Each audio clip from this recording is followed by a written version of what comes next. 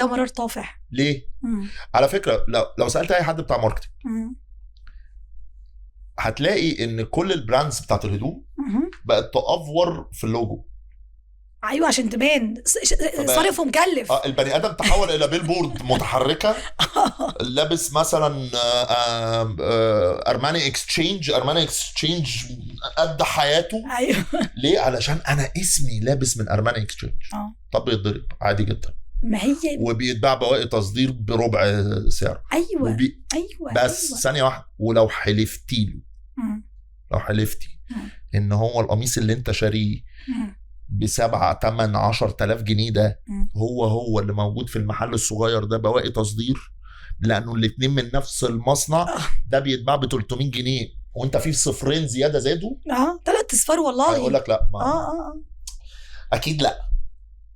ده في مجتمعات تانية بقى في حته تانية، لا هي دي مشاكل عالم اول احنا مش عايزين نخش فيها. لا ده انا مره كنت قاعده مع واحده تقول لي بقى ورحت دخلت عليهم اتخضوا. قلت لها ليه اتخضوا ليه؟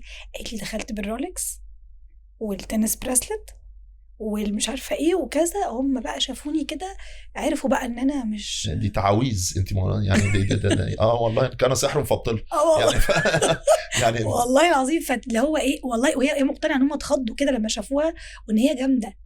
اصل هم لما والعربيه زمان، دلوقتي للاسف العربيات بقت كلها بتفتح من غير ما تطلع المفتاح. فزمان كان لازم تقعد، فقبل ما تقعد تروح مطلع تبقى ماسك علب السجاير والمفاتيح والمحفظه وتوري انت بتشرب النوع الفلاني ابو مليون جنيه ومش عارفه ايه فهي دي السيلف وورث و الكوميونتي. انا الناس كلها كده، الناس اللي حواليا كلها كده، آفة الحياه الكوميونتي. يعني في حد بنوته من اصدقائنا يلا يا تقعد تضحك وتقعد تصوت لي لما تسمع، بنوته صغيره لسه في الجامعه.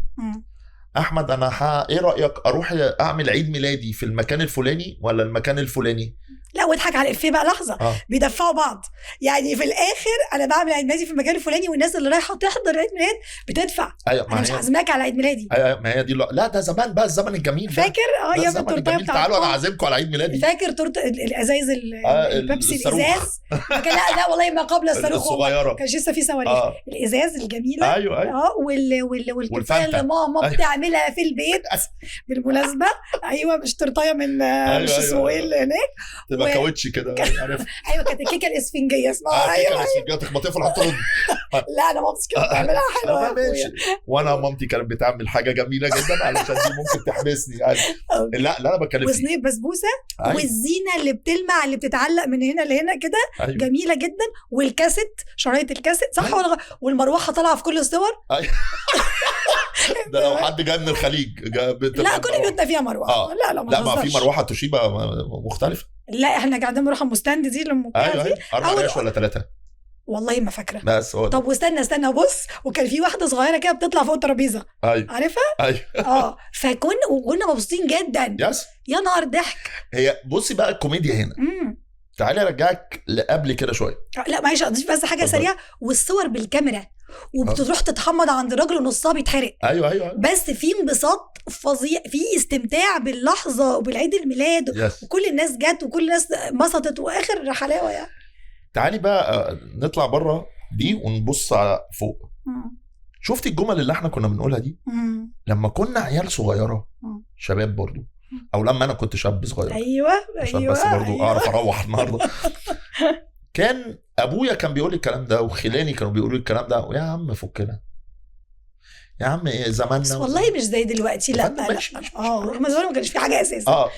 الله يا مسلمين. وانتوا جيل بايظ وجيل تافه. دلوقتي احنا بنقول نفس الكلام على الجيل اللي بعدين. جاب فظيع ما اختلفناش. بس هي ايه سايكل بتلف. يعني انا لسه كنت بتكلم مع شباب برضو عن دي في الشغل وبقول لهم لما لقيت نفسي بقول لهم اهو لما انا كنت في سنكم وبعد كده سكت يا نهار ازرق انا وصلت ان انا اقول الجمله دي.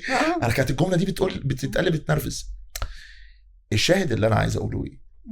خلي بالك الافوره دي مش هي دي اللي هتخليك بني ادم كويس في عين الناس. انت هتبقى كويس في عين التافه which مش فارق معاك كتير، وفي نفس الوقت بتخليك انت من جوه فاضي. ليه؟ لعدم وجود اهم عامل من عوامل سعادتك انت يا باشا. مش انا انت وهي الرضا.